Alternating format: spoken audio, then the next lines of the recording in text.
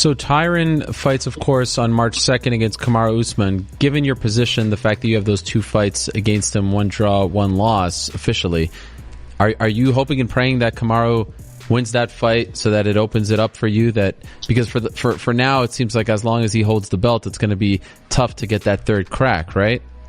Yeah, most definitely.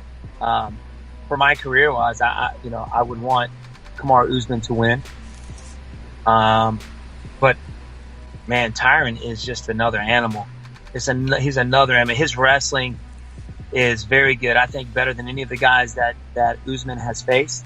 I believe that Tyron's striking he's very explosive. They're both going to have their hands full. But for my career, yeah, I definitely would want Usman to win.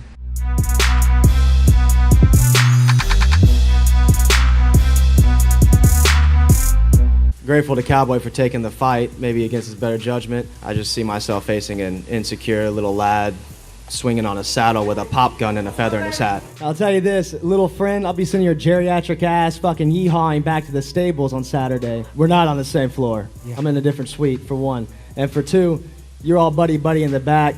It's calling how healthy and nice. I do look fucking healthy. I look great. You look like you served the last 2 terms in the fucking Oval Office. You look worn out. You look aged and withered. You are a jester in the way. You're an active participant.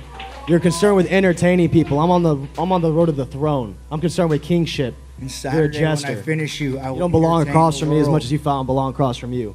You're a stepping stone. Unlike old day-drinking Don over there who's got mixed mistresses and a number of extracurricular activities to hide from the greatest fear in his life, which is in front of him, I focus on one thing and one thing only. I know I'm going to be a champion.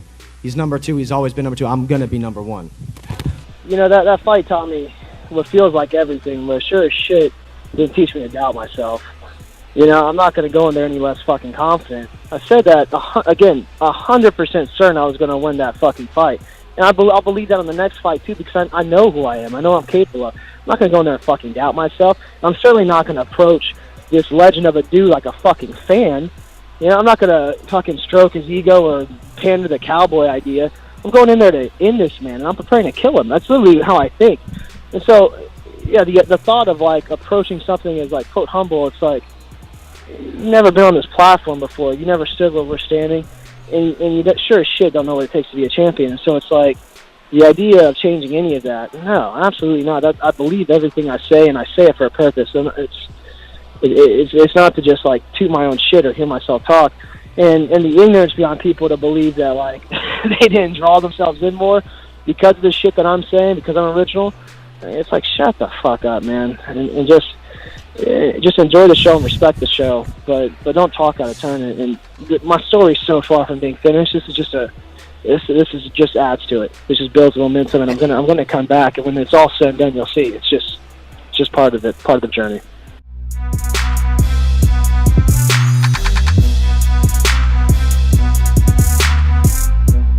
By the way, Edson Barboza against Justin Gaethje. What? It's been announced. That's a good fight. UFC on ESPN, Barboza versus Gaethje. Saturday, March 30th from Philly. Wow, is that a good fight? It's almost a hometown fight for Barboza, considering he trains in Jersey. Correct. By the way, what the fuck's Frankie Edgar doing? He doesn't train in Jersey now. He stopped training? He went over to Top Team. Oh, I did not know that. Yeah, but I think he lives still in Jersey, unless he moved to Florida. I didn't know that. You know what's kind of whack? On Edson Barboza's point on the side. No, I'm just saying, like, I know I'm buddies with Ricardo Almeida and those guys, and then they didn't say nothing. But he's been with them for so long, doing so well, and now he's training with American Top Team. He wins his last fight, and he's like, I'm with the best team in the world. I changed my life for everything. Right now I train with the best team in the world, ATT. Thank you, everybody. Thank you, all training partners. That's great. It's nice, but can't you just, Maybe he's trying to psych himself up because he wasn't. Maybe, who knows? Maybe he's feeling like, all right, I made the right move, and he just wants that to be the right move. Yeah, here's the thing, though. You don't got to shit on your ex-coach. Yeah, and in fairness, the 2 opponents before that, Kevin Lee and Khabib, that's a totally different fight than fighting Dan Hooker. Yes, who, it is. Is going to be a striking fight, which benefits Barboza. Well, Gaethje's going to be pure jiu-jitsu. Oh, this is going to be, Styles-wise. Total ground game. That's going to be a lot of fun. That is going to be... Because Gaethje also enjoys brutalizing your legs. Right. And 2 guys, how many guys has Barboza fought, or has Gaethje fought, who do what they both do? I think Barboza kicks a leg harder than anybody, at least in that division. he might have the best. You know, leg maybe kicks Mark in the Hunt. sport. You know how harder. people say like one fight can't be a boring fight. I'm gonna be that guy. Yes, and Ngannou Lewis. That's like that is the ultimate example of a fight that couldn't have been boring. That ended up being the worst fight. But Justin Gaethje goes forward. He does. And Justin Gaethje it's fair to say he's never been in a boring. He's a fight, fucking ever, maniac. ever. He's a maniac. And Edson Barbosa's not all of a sudden going to switch to a ground. No. I mean, first of all, it's not like you can just put him down anyway. Gaethje's got fantastic wrestling and he's good at the takedown defense. So, that's a fantastic matchup. When is that again? March 30th in Philly. Philly.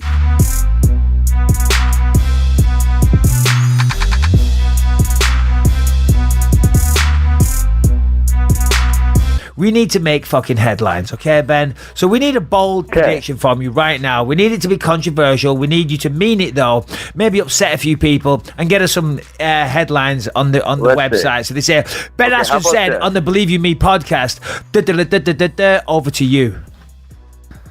Okay, let me see. I'm going to make I'll just say something crazy so it makes headlines. How about that, Michael? Yeah, I am going to beat Robbie Lawler on March 2nd. George Masvidal is going to get hurt, and then I'm going to come over to London and kick Darren Till's ass 2 weeks later. Oh! Like it. That's good. Masvidal is an injury, a mysterious injury. Who knows what's going to happen? No threat there. No one. Probably going to hurt his vagina. That's what I said.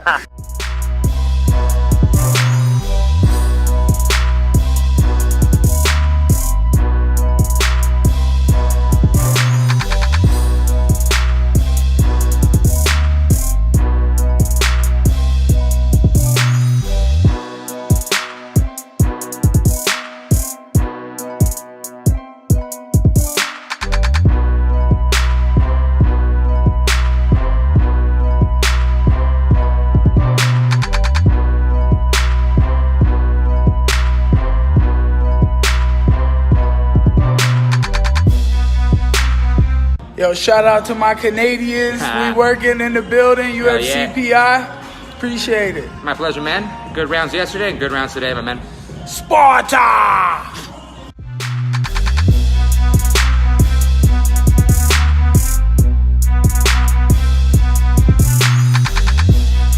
I kind of came to the realization, I'm like, okay, there's certain things that my focus just can't be on, and it's just wasted time and energy. There's big fights still out there. I feel like Conor and Khabib, they can't make that fight happen again. I don't even think they would. It's just, it wouldn't make more sense. It'd make more sense to kind of build it and then make it big, where now you might think that McGregor really got another chance. If they do an immediate rematch, I mean, how many times have they done that and the guy come back and win? You're right, exactly. Okay, never. I just said that. It would have made more sense for me to fight Conor right off this. I mean, if you're talking about competition-wise, we both are coming off losses. Who's going to bounce back? It makes sense. 2 top 5 guys going at it. But then I'm like, okay, I ain't going to focus on none of that. I'm just going to do me and just get better. I think they probably will make Conor and Cowboy happen just because that's a good fight. I want to see the fight. I wanted to fight Cowboy. I saw that transition. Man. Yeah, but then as it's going, I'm like, okay, I'll watch Cowboy and McGregor too. So I'll go ahead and let them have it. And either way, my day's going to come. What makes you feel like they're getting it and then you're kind of backing off a little bit? Yeah, because everything starts with the fans. Everything comes from the bottom up. And even me, as the fan in me, I kind of want to see that fight too. It don't make a whole lot of sense, really, competition-wise, I feel like. But I could see them trying to get Conor a win and them not wanting me to get Conor. So, I kind of let them have it. And I'm like, all right. Like I said, I just only focus on what I can focus on. And I'm like, okay, however else y'all want to play it, y'all can play it. I'm going to go ahead and just focus on me.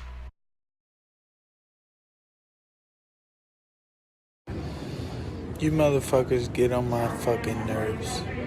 Everywhere I look, you're fucking talking comments like you know what the fuck you're talking about boxing, wrestling, jiu-jitsu. Shut the fuck up. I will fuck you up. Straight up. I just gambled my money. I lost that shit. But now I'm pointing the finger at you motherfuckers because you are always out there talking that shit, acting like you know what the fuck you're talking about. So shut the fuck up. You all fucking suck if you think you know what the fuck you're talking about fighting, and you don't train half as much as I do. I will fuck you up. Danielle will beat your ass. Straight up. Is he fucking awesome?